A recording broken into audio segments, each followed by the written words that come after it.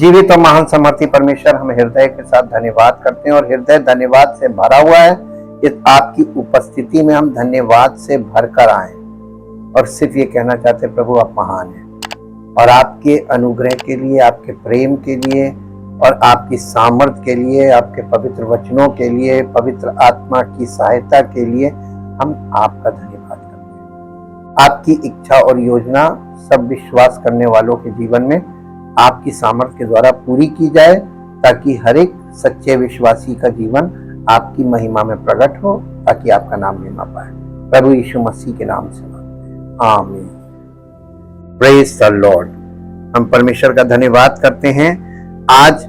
कल जैसे कि हम लोगों ने देखा था फ्लैश, अब आज हम फ्लैश के कई रूप हैं, हमने कल बताया था, उसमें से एक रूप को हम लोग आज देखेंगे। फ्लैश यानी सार्क्स, SARX, ये ग्रीक में सार्क्स बोलते हैं, जिसका मतलब है फ्लैश, और जिसको हिंदी में कहीं शरीर लिखा है, एक्चुअल में शारीरिक स्वभाव, शारीरिक स्वभाव जो पतन का स्वभाव है वो है सार्क्स। ओनली 2 काइंड्स ऑफ पीपल, 2 प्रकार के लोग होते हैं पृथ्वी पर। कभी धोखा मत खाइएगा। जब लोग मसीह में बढ़ने लगते हैं तब पवित्र आत्मा ये बात सिखाता भी है और दिखाता भी है कि there are only 2 kinds of people. और आज हम रोमियो की पत्री उसके 8 अध्याय के 5, 6, 7, 8, 5 से 8 पदों में हम इन बातों को सीखेंगे और देखेंगे। ये विषय बहुत गंभीर है, क्योंकि पवित्र आत्मा हमारे जीवन में पाप की शक्ति को निष्क्रिय करने का काम करता है। हमारे भीतरी मनुष्यत्व में पाप की पेनाल्टी ऑफ सिन यानी पाप के दोष से तो हम यीशु मसीह पर विश्वास करते हैं तो हम मुक्त हो जाते हैं, लेकिन पाप की शक्ति से पवित्र आत्मा हमारे भीतरी मनुष्यत्व में परमेश्वर के वचनों के द्वारा कार्य करता है।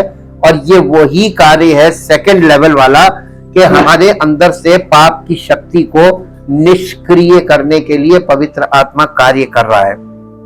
और यहाँ पे हम लोग इसको पढ़ेंगे, रोमियो की पत्री 8 अध्याय उसका 5 पद से पढ़ेंगे, 5 से 8 पद तक।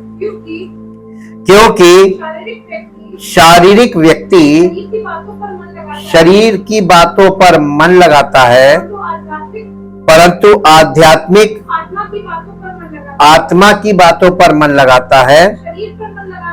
शरीर पर मन लगाना तो मृत्यु है, परंतु आत्मा पर मन लगाना जीवन और शांति है। क्योंकि शरीर पर मन लगाना तो परमेश्वर से बैर रखना है। बैर क्या चीज होती है? बैर एक ऐसी दुश्मनी जिसे रंजिश बोलते हैं।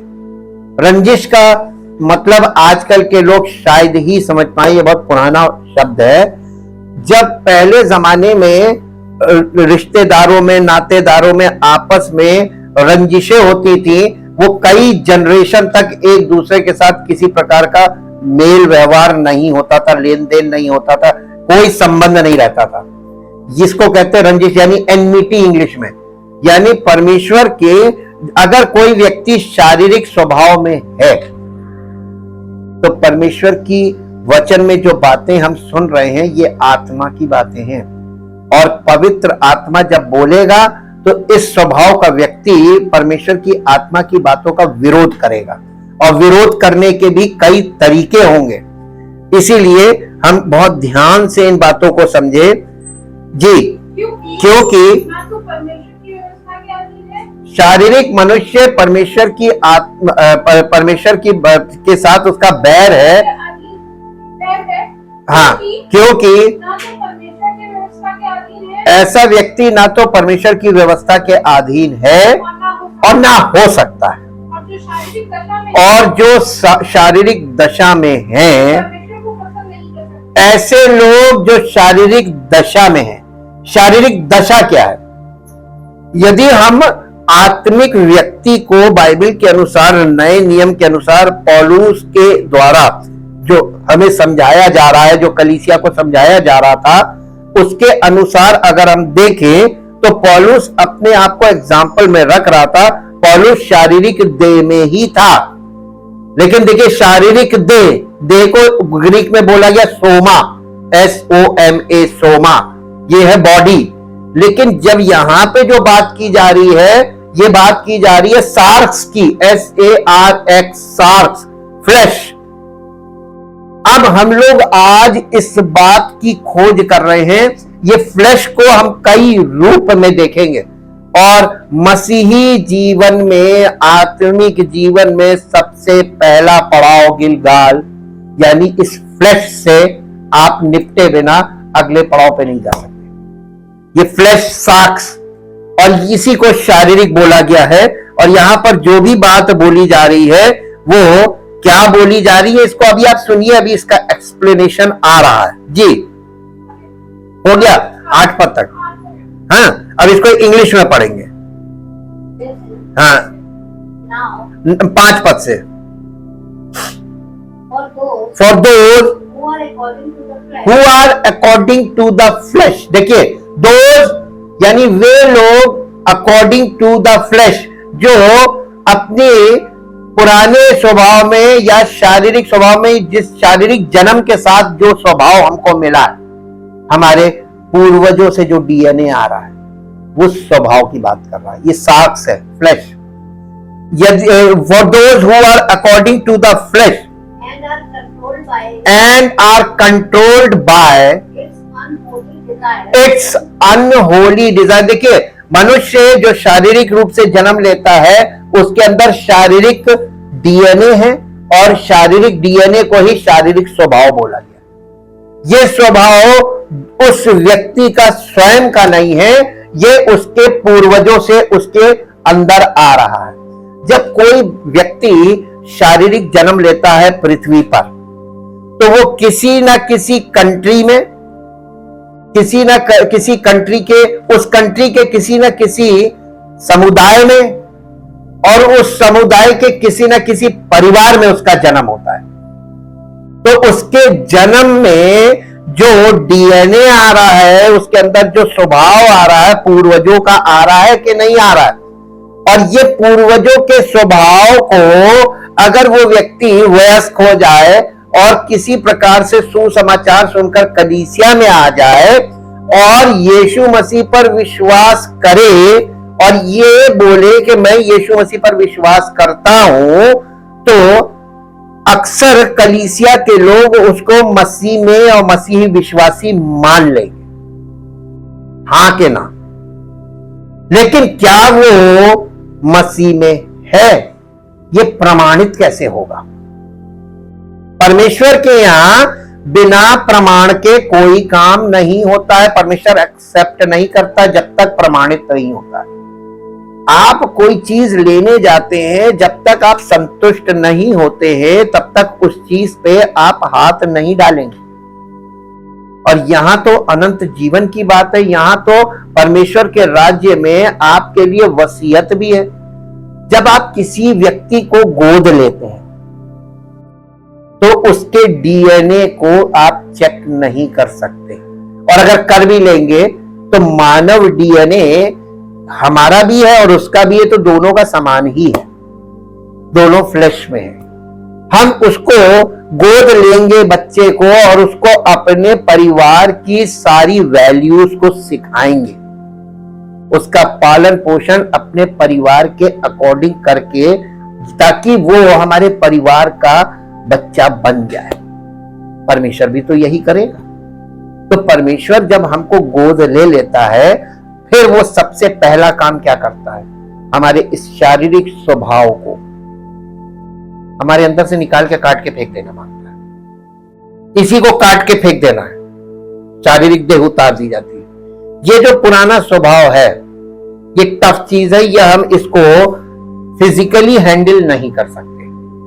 ये परमेश्वर के वचन और आत्मा के द्वारा कलीसिया में हैंडल किया जाने वाला कार्य है। और अब जानिए कि कलीसिया कितनी महत्वपूर्ण जगह है, और कलीसिया में पवित्र आत्मा और पवित्र वचनों के द्वारा जो कार्य हो रहा है वो कितना महत्वपूर्ण कार्य है कि इस कार्य के बिना कोई भी मसीह में प्रवेश नहीं कर पाएगा, इम्पॉसिबल है। अब इसमें देखते हैं, आगे पढ़िए इंग्लिश में। Set their minds on and pursue those things which gratify the flesh, यानी उन चीजों के पीछे भागे जो शरीर के लिए है, शारीरिक बातों के पीछे। वो परस्यू करने का मतलब क्या होता है?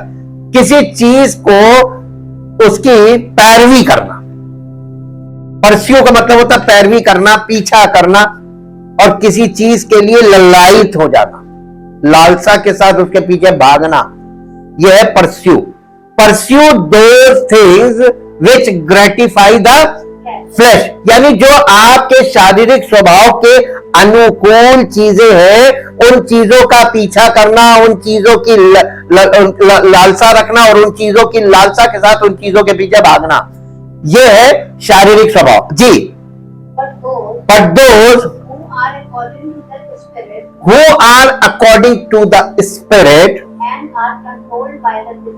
and are controlled by the desires of the Spirit set their minds on and seek those things which gratify the Holi spirit. यानी आत्मिक व्यक्ति वो है, आध्यात्मिक या आत्मिक वो है जो आत्मिक बातों की फिराक में लगा रहता है, और जिसके द्वारा पवित्र आत्मा उससे प्रसन्न होता है।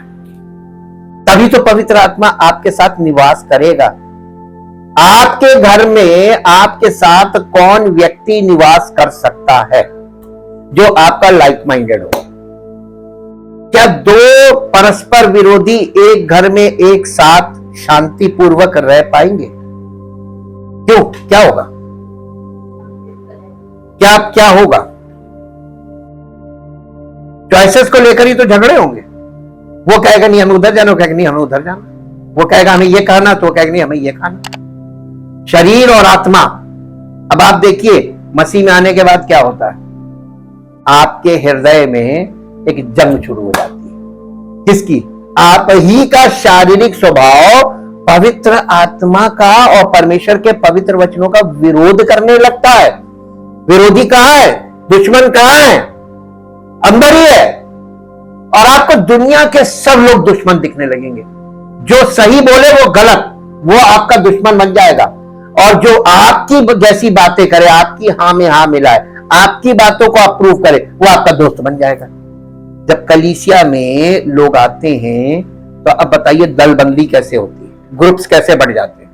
वो लाइक माइंडेड एक दूसरे के साथ तुरंत, ये देखिए ये बहुत तेज पोलराइजेशन होता है, और ये स्पिरिचुअल पोलराइजेशन है कि जो फिजिकल माइंड वाले लोग हैं वो एक गुट बन जाता है उनका, उनमें आपस में वार्तालाप शुरू हो जाती है, वो फ्रेंड्स हो जाते हैं।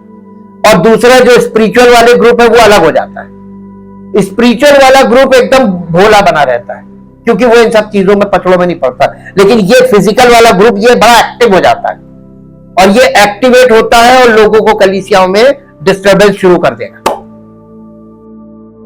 अगर कोई सच्चाई के साथ पवित्र आत्मा की सामर्थ्य में कलीसियाई सेवकाई करे तो ये अनुभव उसके जीवन में बहुत अच्छी तरीके से आ जाएगा, और ये भी मालूम हो जाएगा how to deal this situation. इस सिचुएशन को डील कैसे करना है? वचन के द्वारा, क्योंकि परमेश्वर का वचन रिवील भी करता है और कंट्रोल भी करता है। अब यहां पर आपने देखा कि कैसे ये एक बदलाव होता है आगे। For the mind set on the flash. हाँ, फिर से पढ़ दीजिए। Now the mind of the flash which is, ये माइंड ऑफ द फ्लैश, ये जो माइंड है, शारीरिक माइंड है, शारीरिक मन है, इसका मतलब क्या है? ये बहुत आसानी से आपको समझाया जा रहा है पौलुस के द्वारा। Which is sense. हाँ, ये क्या है? ये सेंस है, यानी आपकी इंद्रियों को जो पसंद है, आपकी इंद्रियों के अनुसार जो सही है और जो गलत है, आप कोई भी चीज को अपनी इंद्रियों के आधार पर निर्णय लेंगे, चुनाव करेंगे। चुनाव करने में आपकी इंद्रियों का इस्तेमाल करेंगे, आंख, नाक, कान, मुंह। जैसे आपको परमेश्वर के वचन आपने सुना जिसने आपके दिल को छेद दिया, पियर्सिंग, तो आपकी इंद्रियां एक्टिवेट हो जाएंगी फिजिकली। देखा उन्होंने, वो हमें मालूम है ये मेरे ही ऊपर बोला, मुझे को बोल रहे थे। कलीसिया में पवित्र आत्मा जनरली कोई बात बोल रहा है, वो बात कहीं पर चोट लग रही तो उसी को लगेगी जो उस चीज में गलत होगा। और मैक्सिमम लोग गलत होते हैं, लेकिन रिएक्ट कौन करेगा? जो फिजिकल माइंड होगा, जो फिजिकल स्वभाव में होगा, वो रिएक्ट करेगा तुरंत। ये नहीं, ऐसे नहीं, गलत।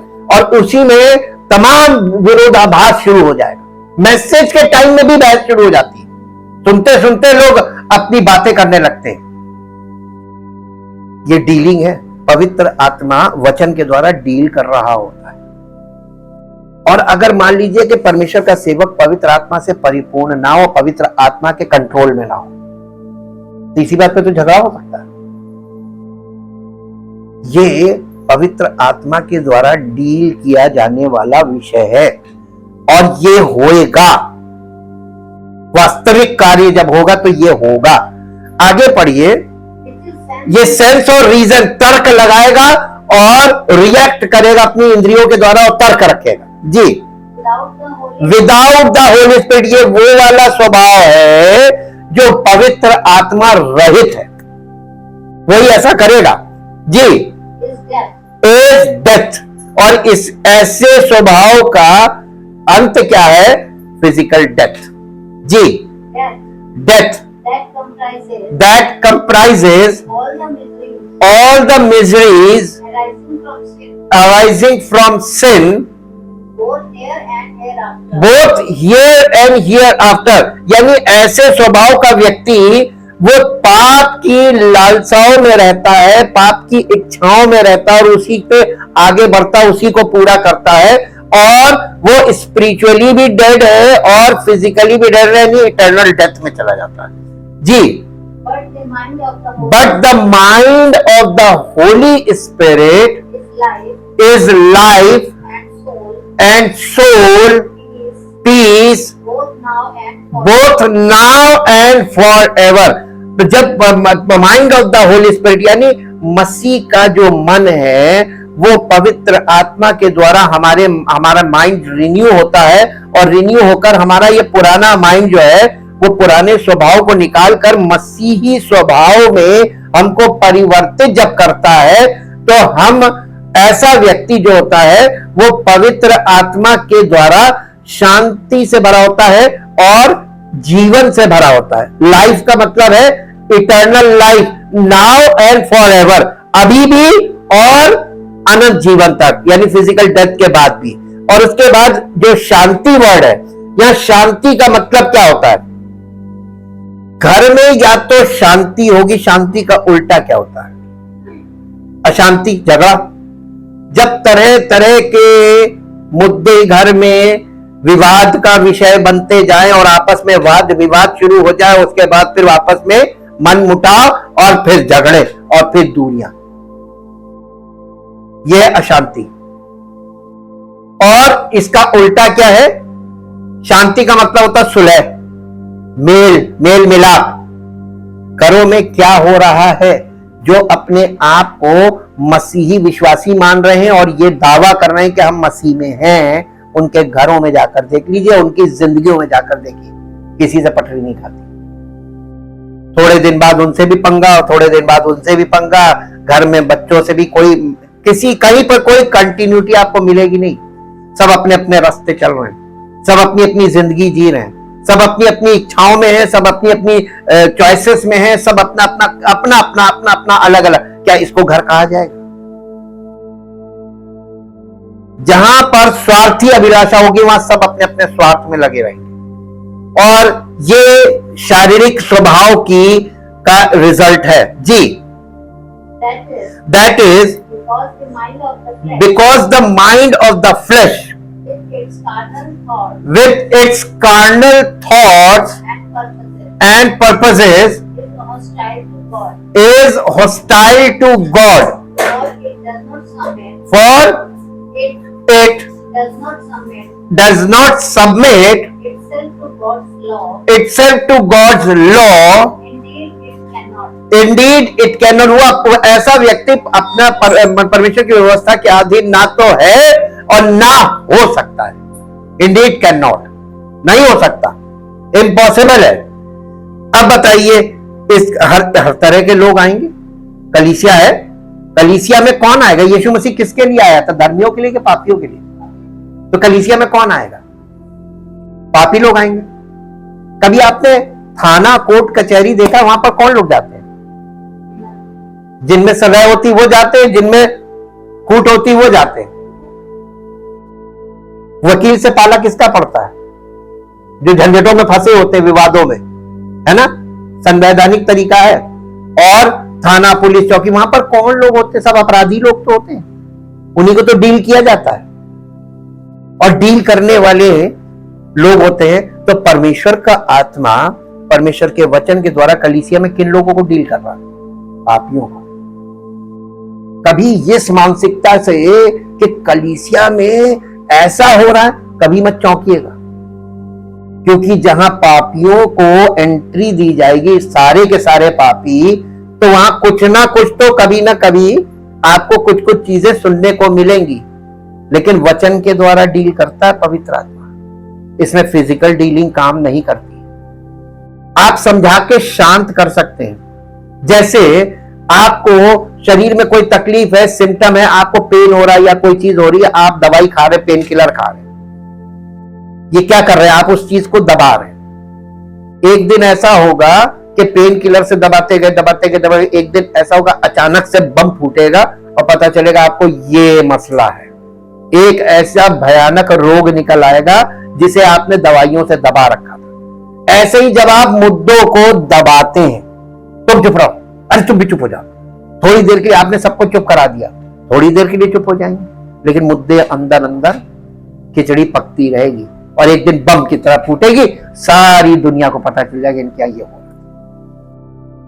ये पक्की बात बता रहे हैं, कुछ छिपा नहीं जो प्रकट ना हो। आज आप दुनिया से छिपाएंगे, कल सबके सामने प्रकट हो जाएगा। आपके मन के अंदर क्या, आपके घर के अंदर क्या है, आपकी जिंदगी के अंदर क्या चल रहा है, वो एक दिन सबको प्रकट होना है। कुछ छिपा नहीं है। जवान बच्चों के लिए भी ये बहुत बड़ा मैसेज है कि तुम छुप छुप के जो कर रहे हो, एक दिन सबके सामने आएगा और उस दिन तुम कुछ कर नहीं पाओगे। इसलिए ऐसा काम कभी ना करें कि कभी ना कभी आपके परिवार को लज्जित होना, कभी नहीं करना चाहिए। और आप जब कलीसिया में बने रहते हैं तो आप इन्हीं चीजों के लिए तैयार किए जाते हैं कि क्या नहीं करना है, कैसे नहीं करना है, क्यों नहीं करना है, ये विषय है। और इसी में हमने आज देखा कि रोमियो के 8 अध्याय में 5 से 8 पद तक कि इसमें पौलुस ने इतना स्पष्ट कर दिया कि there are only 2 kinds of people in the world, कि संसार में केवल 2 प्रकार के लोग हैं। केवल मसीह में नहीं, पूरे संसार में आप 2 प्रकार के लोग आपको मिलेंगे। एक जो दिखते हैं वो होते नहीं, और जो होते हैं वो दिखते नहीं। तो आपको जो लोग दिख रहे हैं, जो जितना अपने आप को प्रकट कर रहा है कि मैं ऐसा नहीं हूं, समझ लो वो है। और जो बिल्कुल भी ये प्रकट नहीं कर रहा है कि मैं ऐसा नहीं हूं, वो इसका मतलब सही है। जो सही व्यक्ति होता है वो जस्टिफाई नहीं करता, अपनी सफाई कभी नहीं देता है। और जो सफाई ना दे वो सही होता है, जो सफाई दे वही गलत होता है। ये परमेश्वर के वचन से हम लोगों को सीखने को मिल रहा है। जब आप किसी को सफाई देने लगते हैं, इसका मतलब आपके मन में दोष भावना काम कर रही, इसीलिए तो सफाई दे रहे हैं। आप क्यों किसी को सफाई दे रहे हैं? नहीं आए, अब क्यों नहीं आए ये क्यों बता रहे हो? तुम्हें हिसाब तो परमेश्वर को देना है ना, तो हमको सफाई देने से क्या? आपके अंदर इच्छा है तो आप सारे बंधन तोड़ के आ जाएंगे। नई इच्छा है तो आप आएंगे नहीं, और जब आएंगे तो सफाई देंगे।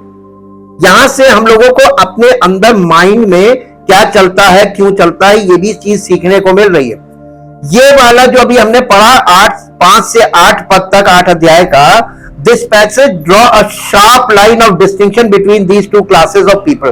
दो प्रकार के लोगों के बीच एक शार्प लाइन खींच दी पौलुस ने। एक्चुअल में ये ग्रीक में अगर आप पढ़ लेंगे तो आपके होश उड़ जाएंगे। हम तो आपको बहुत धीरे धीरे, जोर का झटका धीरे धीरे दे रहे हैं, लेकिन अगर आप इसको ग्रीक में पढ़ेंगे, अगर अंडरस्टैंडिंग सही होगी तो आपको एक बड़ा झटका लगेगा और दिमाग ठिकाने पे आ जाएगा। There are believers and unbeliever. Paulus कलीसिया में यह बता रहा है, और पौलुस की शिक्षा कलीसिया के लिए यह है कि कलीसिया में केवल विश्वासी और अविश्वासी दो ही लोग होते हैं, बिलीवर और अनबिलीवर। इनके बीच का सेवकाई है पवित्र आत्मा की। अब एक बात बताया, आपको थोड़ी देर के लिए रोकते हैं। मेरे साथ एक पद निकालिए जो आपको मिलेगा यूहन्ना रचित सुसमाचार, यूहन्ना रचित सुसमाचार उसका 16 अध्याय, 16 अध्याय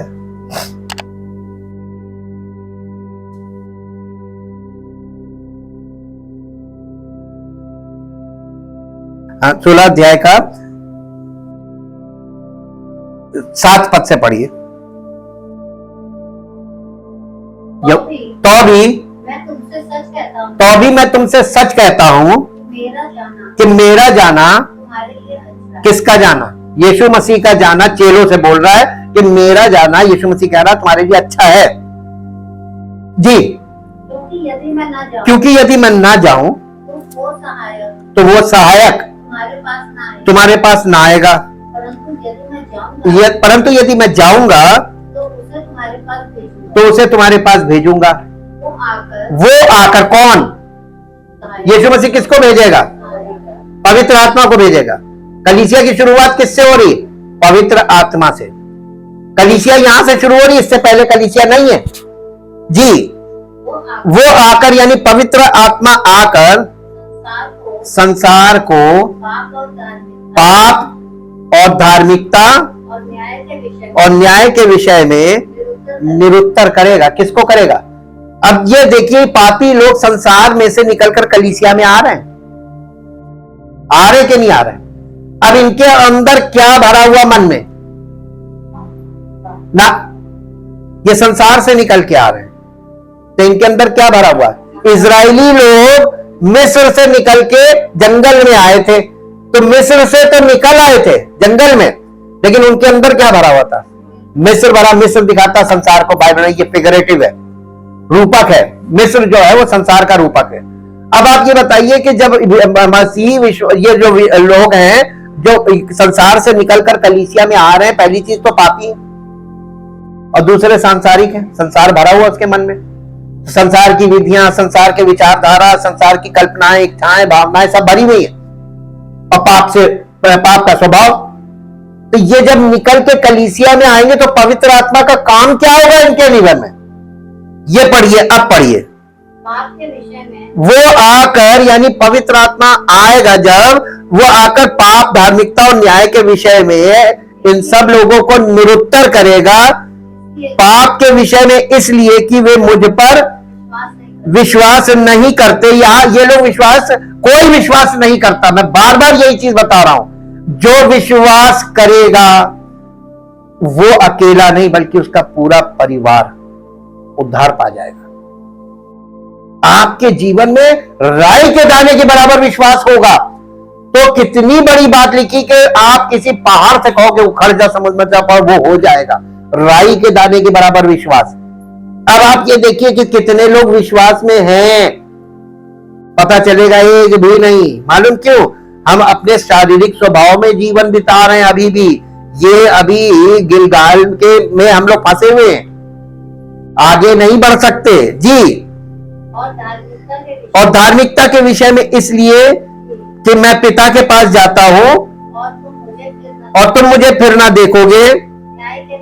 न्याय के विषय में इसलिए कि संसार का सरदार दोषी ठहराएगा। संसार का सरदार यानी संसार का शासक है कौन? हाँ, तो अब इसके बाद हम लोग जब दूसरे पड़ाव पे आएंगे, बेतेल वो है संसार, और उसके बाद तीसरे पड़ाव पे आएंगे यरीहो, वो है शैतान। ये तीन ही पड़ाव है। एक हमारा स्वभाव, पतित स्वभाव, फ्लैश, दूसरा है वर्ल्ड और तीसरा है सेटन। यहां पे आपको ये समझ में आ गया, पवित्र आत्मा तीनों विषय पे विश्वासी को डील करेगा और इन तीनों चीजों को हमारे जीवन से और हमारे जीवन को इन तीन चीजों से अलग करेगा। इसके बिना आप आगे नहीं जा सकते। ये हमको इस यात्रा से सीखने को मिल रहा है। पुराने नियम से हमने शुरू किया और अब हम नए नियम में इन बातों को समझ रहे हैं। There are believers and unbelievers. According to this passage, there are those who have been justified and those who are condemned. अगर हम इस पैसेज के अनुसार देखें तो जिन्होंने यीशु मसीह पर विश्वास किया और अभी भी ये विश्वास कर रहे हैं कि प्रभु हमारी धार्मिकता है, प्रभु हमारी पवित्रता है और हम कुछ नहीं है, हम तो प्रभु के सामने कुछ भी नहीं है, दीन और नम्र और यूं दीनता और नम्रता में झुके हुए ये विश्वासी है। और जो ऐसा नहीं कर रहे हैं, इसका ऑपोजिट कर रहे हैं, वो क्या कर रहे हैं, वो दे आर कंडेम्ड। उन्हें परमेश्वर ने चेक कर लिया, यू आर रॉन्ग। वचन के द्वारा, वचन कसौटी है, वचन से ही जांचा जाएगा और ये वचन के द्वारा जांच होती है। हमको क्या करना चाहिए जब हमें परमेश्वर का वचन हमें चोट पहुंचाता, हमारे स्वभाव में, हमारी भावनाओं को चोट पहुंचाए, तो क्या करना चाहिए? हमें परमेश्वर के आगे समर्पित हो जाना चाहिए। प्रभु, ये चोट इस बात का सबूत है कि ये कमी मेरे स्वभाव में है, ये कभी मेरे अंदर है, इसीलिए मुझे ये बात, ये चोट लग रही है। अगर आपके शरीर में कोई फोड़ा है और उस फोड़े में अगर अंदर पस भरा हुआ है तो आपको पेन होगा। पेन तब नहीं होगा जब उसमें पस नहीं, और अगर पस है तो पेन होगा। ऐसे दाने भी होते जिनमें पस नहीं होता, उसमें पेन नहीं होता है, और ऐसे दाने जिनमें पस होता है उनमें पेन होता है। उस पे जब चीरा लगाया जाता है तो दर्द होता है। परमेश्वर का वचन शार्प इंस्ट्रूमेंट है, वो आपको टच करता है, इसी से तो हृदय का खतना होता है। तो चीरा लगता, मवाद निकलता, दर्द होता है, और उस दर्द के बदले में सामने वाले के ऊपर अटैक होता है, जो आपकी ड्रेसिंग कर रहा होता है, जो आपका मवाद निकाल रहा होता है। ये एकदम साफ साफ चीज है, अनुभव की चीज है। और ये जो there are those who are according to the flesh and those who are according to the spirit, यानी दो प्रकार के लोग हैं, एक शारीरिक स्वभाव वाले और एक पवित्र आत्मा के आज्ञा मानने वाले।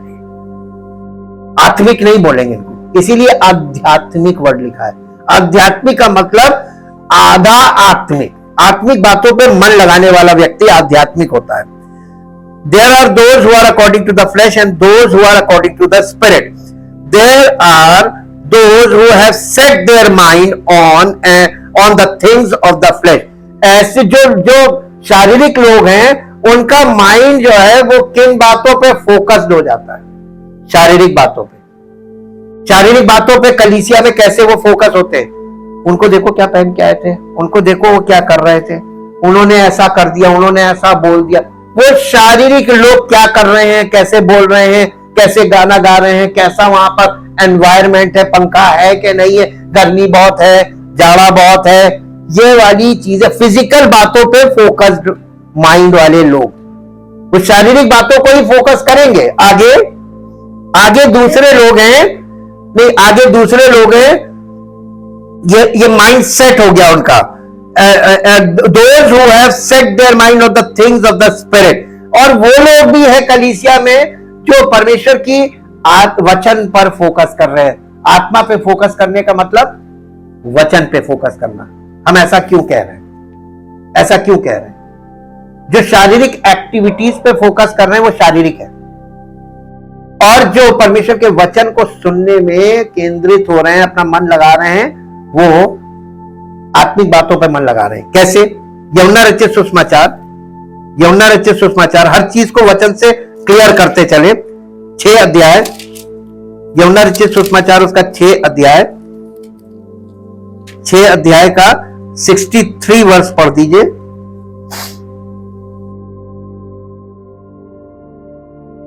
63 वर्ष। आत्मा तो जीवनदायक है, शरीर से कुछ लाभ नहीं। यीशु मसीह कहने लगा अपने चेलों से, जो बातें मैंने तुमसे कही हैं वो आत्मा है और वही जीवन है। आप जीवन की बातें हैं। तो आप जब परमेश्वर के वचन के लिए आ रहे हैं, पवित्र आत्मा की उपस्थिति प्राप्त करने आ रहे हैं, प्रभु यीशु मसीह का अनुग्रह प्राप्त करने आ रहे हैं और अनंत जीवन प्राप्त करना चाह रहे हैं, तो आपको मन काहे पे लगाना चाहिए? आपका ध्यान काहे पे केंद्रित होना चाहिए? वचन पे। और ध्यान कहां केंद्रित होता है? कौन आया, कौन नहीं आया, क्या पहन के आया, कैसे बैठा, उसका मुंह, अच्छा मुझे देखकर मुंह बना रहा था। ये शारीरिक बातें हैं और ये शारीरिक स्वभाव वाले व्यक्ति इन्हीं बातों पे फोकस करेंगे। और ये मनुष्य का नेचर होता है कि जहां जाता है वो वहां की चीजों को शारीरिक तौर पर उसको एनालाइज करता है। जी नहीं, बस अब यहां पे हमने एक चीज को देखा कि दो माइंडसेट हमको दिखाई देने दिए यहां पर, और वो दो माइंडसेट क्या है? Mindset is this mindset is impossible for a true believer and the complete opposite of a Christian. मसीही स्वभाव के बिल्कुल विपरीत है ये स्वभाव, माइंडसेट।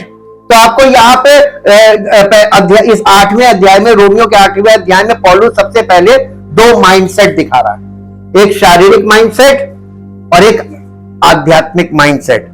अब इसके बाद माइंडसेट के बाद हम थोड़ा सा और आगे बढ़ते हैं, और थोड़ा सा आगे बढ़ते हैं,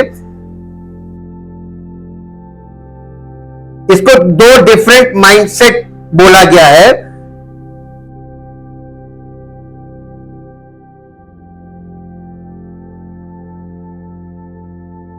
अब ऐसे ही लोगों को पौलुस कह रहा है कि ये जो शारीरिक स्वभाव वाले यहां पर उसने दिखाए हैं, ये परमेश्वर को प्रसन्न कभी नहीं कर सकते और इनके लिए बहुत मुश्किल है। Paul wants to be crystal clear that if you have been justified by faith, पौलुस इस बात को बिल्कुल स्पष्ट कर देना चाहता है कि अगर आपको यीशु मसीह के पर विश्वास किया तो आपको पापों की क्षमा प्राप्त हुई, आप परमेश्वर के सामने जस्टिफाई हो गए, यू विल बी सैंक्टिफाइड, तो तुम्हें पवित्र किया जाएगा। तुम एक्चुअली देखा जाए तो तुमको मसीह की पवित्रता तुम पर लगा दी गई है, मान दिया गया, लेकिन अभी पवित्र आत्मा तुम्हारे अंदर जाकर काम करेगा। There is no one who is justified by faith whose life is not dramatically change. ऐसा कोई व्यक्ति नहीं है कि जिसने यीशु मसीह पर विश्वास किया और नाटकीय रूप से वो एकदम परिवर्तित हो गया, ऐसा कोई नहीं है। Everyone who has escaped the condemnation of God has undergone a radical work of God in their person life।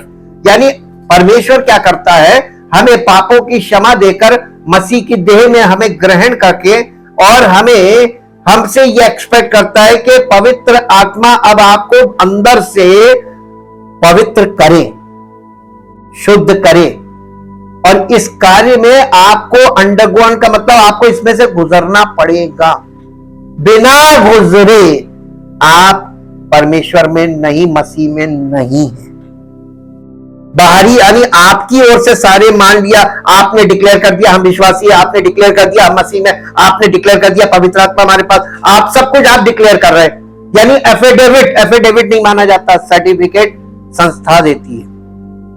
तो परमेश्वर आपको सर्टिफिकेट नहीं देता है, परमेश्वर आपके जीवन में रिजल्ट के द्वारा प्रूव करता है, और वो रिजल्ट है पवित्र आत्मा के फल।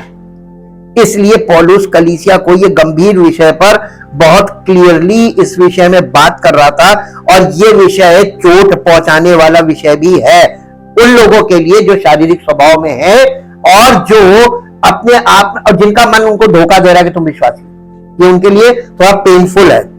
There is no one who is justified by faith whose life is not dramatically changed.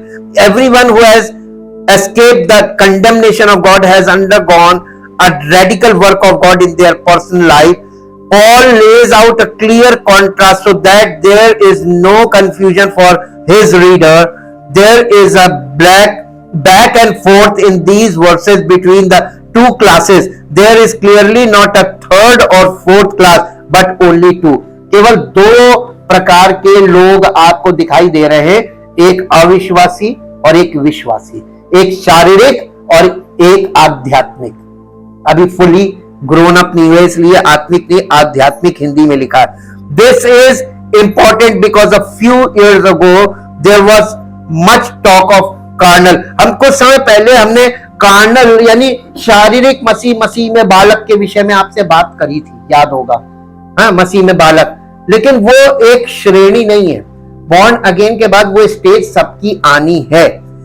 और ये इसीलिए हमको देखना है, केवल 2 ही प्रकार के लोग होते हैं कि एक मसीह में है और दूसरे मसीह में, एक मसीह में नहीं और दूसरे मसीह में बढ़ रहे हैं। और ये धीरे धीरे बढ़ते हैं और धीरे धीरे उनमें मसीह का स्वरूप पवित्र आत्मा के द्वारा क्रिएट किया जाता है। We are created in Christ, वो हमारे अंदर रचता है। और ये बहुत, अब हमको एकदम simple, there are 2 mindsets, 2 mindset हमने देखे। और इसके बाद छठा पद, देयर आर 2 डेस्टिनीज। छठा पद फिर से पढ़ दीजिए।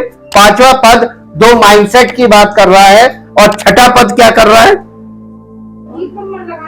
शरीर पर मन लगाना तो ये एक डेस्टिनी है, रिजल्ट, एक रिजल्ट है मृत्यु, परंतु आत्मा पर मन लगाना।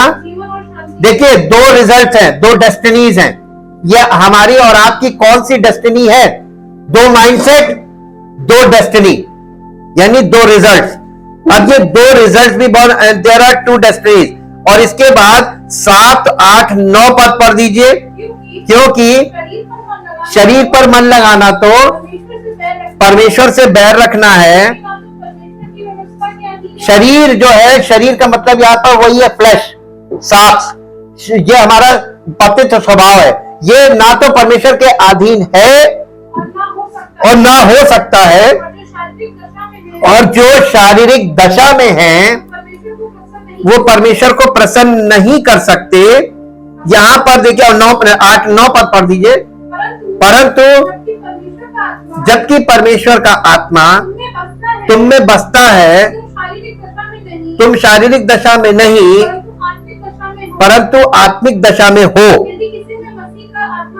यदि किसी में मसीह का आत्मा नहीं तो वो उसका जन नहीं। अब यहां पर देखिए, यहां पे क्या, देयर आर 2 डिस्पोजिशन, यानी 2 प्रकार की कार्य। पवित्र आत्मा 2 प्रकार के लोगों में 2 प्रकार का कार्य करेगा। एक वो जो शारीरिक दशा में है उनको वो छोड़ देता।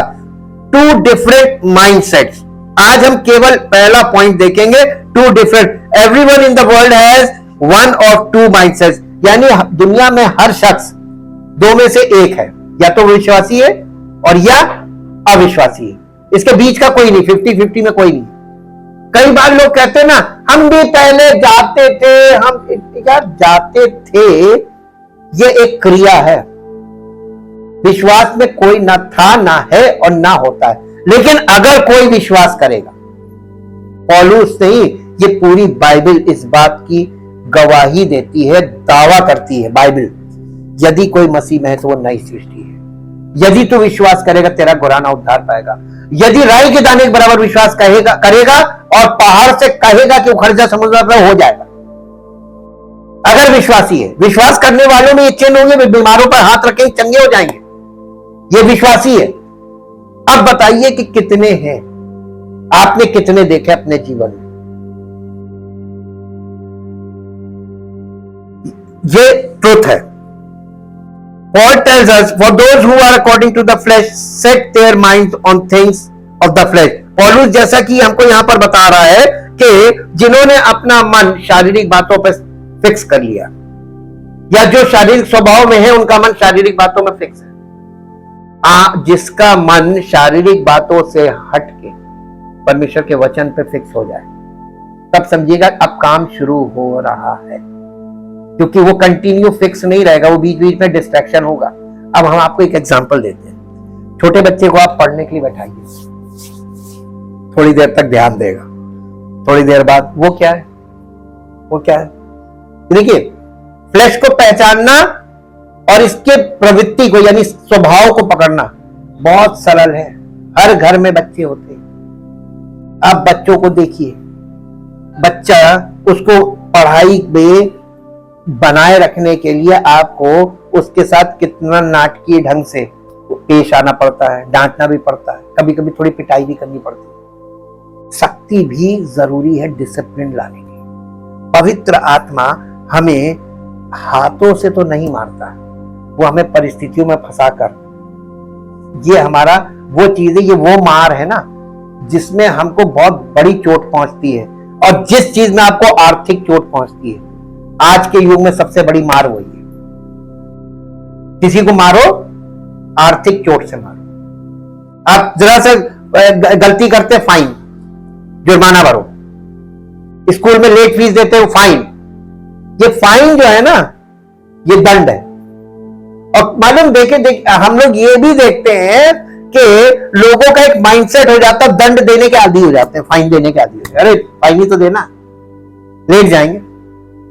ये परमेश्वर के सिखाने का तरीका है। अगर सीखे तो अच्छा है, नहीं तो कोई बात नहीं, सब अपने अपने रास्ते। और those who are according to the flesh are those who are in the flesh, यानी जो शारीरिक स्वभाव के हैं वो शारीरिक जीवन में है, और उनके अंदर शारीरिक जीवन है।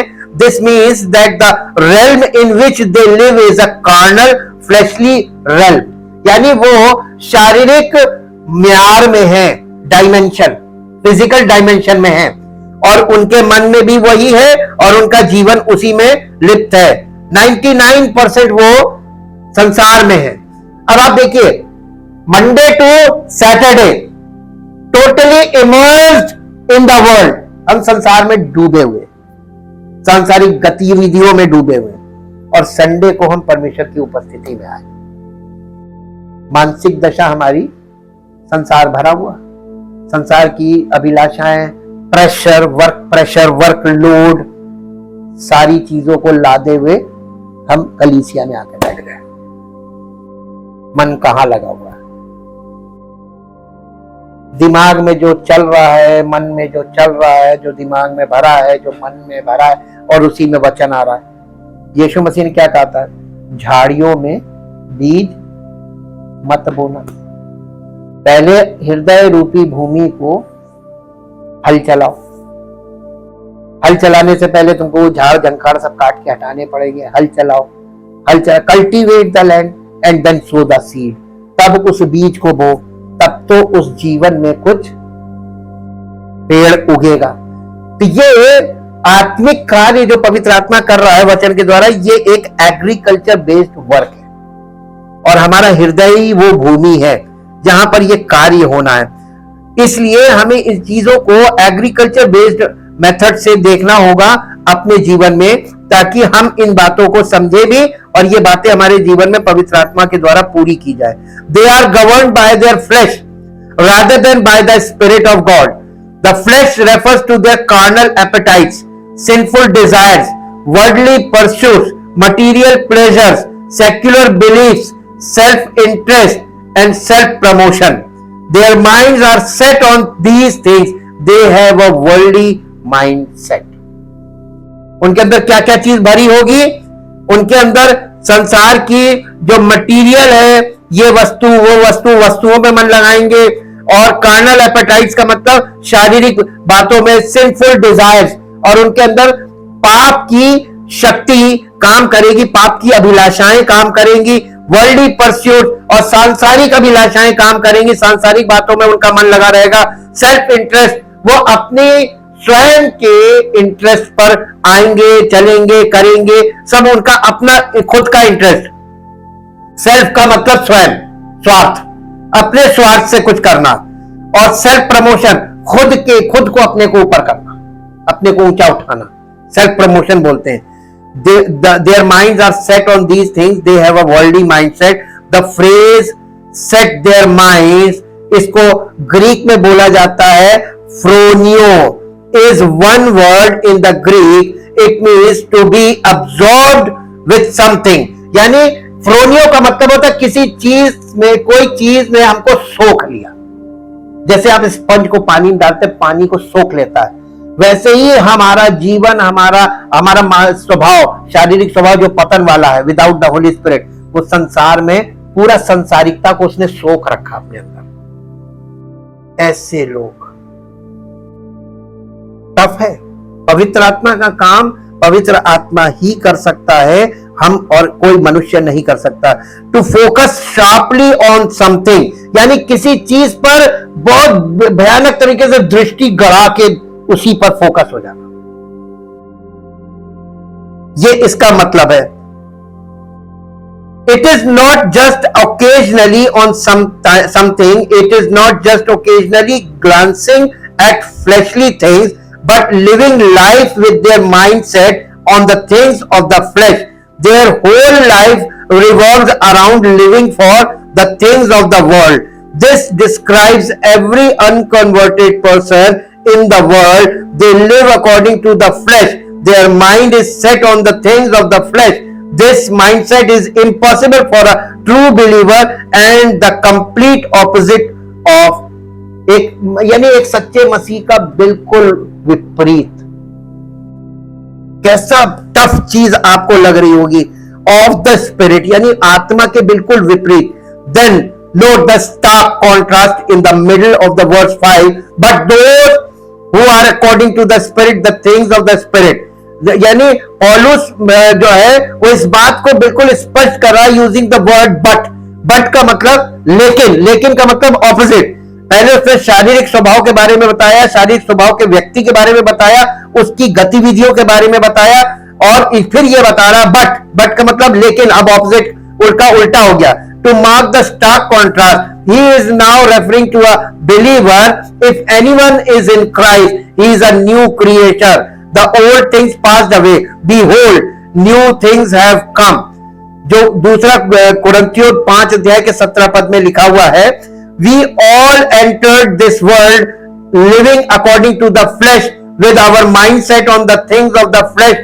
It is only by the new birth and the truth of regeneration that we are transferred from the fleshly realm where we lived for the flesh to the spiritual realm where we live for the spirit. यानी पौलुस कह रहा है कि हम सब, आज हम जिसके बारे में देख रहे थे शारीरिक मनुष्य, हम सब उसी मूल से हैं सब। और हमको पवित्र आत्मा वहां से निकाल कर और मसीह में स्थापित करता और रेल्म बदल देता। रेल्म का मतलब हमें पृथ्वी पर से उठाकर स्वर्गीय स्थानों में ले आता है। स्पिरिचुअल रेल्म का मतलब हेवनली रेल्म। कलीसिया के अंदर हमने आपको याद कीजिए बताया था 2 रेल्म होते हैं, physical realm and spiritual realm. हमको फिजिकल रेल्म से स्पिरिचुअल रेल्म में उठा के मसीह के साथ बिठा देता है। Thank you, thank you, thank you Lord. जीवित और महान सामर्थी परमेश्वर, हम आपका हृदय से धन्यवाद करते हैं। आपने हमारे लिए जो सहायक दिया है, जो कलीसिया में सामर्थ के साथ काम करता है और जो हर एक पापी को मसीही विश्वासी में परिवर्तित करके परमेश्वर की महिमा के योग्य बना देता है और पवित्र आत्मा के फलों के द्वारा पवित्र आत्मा के फलों को उसके जीवन में प्रकट करके साबित करता है कि मसीह में सच्चा जीवन है और सच्चा उद्धार है। वही एकमात्र उद्धार करता है और ऐसे लोगों को तैयार करता है ताकि लोग आज संसार में उन लोगों के लिए नमूना बने जो आज संसार में अपने जीवन को नष्ट कर रहे हैं, जिनका जीवन नष्ट हुआ जा रहा है और आज लोग मृत्यु में तेजी से आगे बढ़ रहे हैं। लेकिन परमेश्वर का आत्मा लोगों में जीवन का संचार करना मांगता है और वो भी अनंत जीवन का। हम परम पिता परमेश्वर आपके प्रेम के लिए और इस सामर्थ के कामों के लिए आपका धन्यवाद करते हैं और प्रार्थना को प्रभु यीशु मसीह के पवित्र नाम से मांगते हैं। आमीन। Praise the Lord.